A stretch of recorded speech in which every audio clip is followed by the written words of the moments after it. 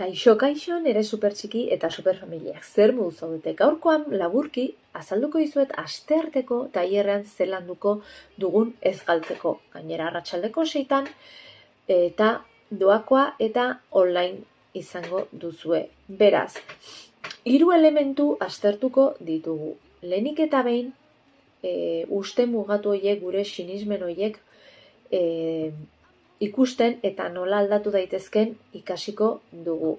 Badakizute, sinisten duguna hori da sortuko duguna eta askotan negatiboak dira ez digu usten aurrera egiten. Eta gure seme-alabei gutxiago. Bigarrenik, emozioen kudeak eta emozioak oso garrantzitsuak dira. Askotan ez dakigu zer egin.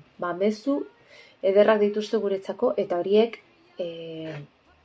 detektatzen ikasiko dugu. Eta azkenik, antsietateari aurre egiteko teknika eder eta erraz bat. Besterik gabe, asteartean itxingo zaituztet, hartu tartetxoa gure seme-alabei laguntzeko, eta ikusiko duzue zein pausotxoak ikusiko ditugun aurrera egiteko. Ados? Venga, apuntatu zaite, asteartera arte!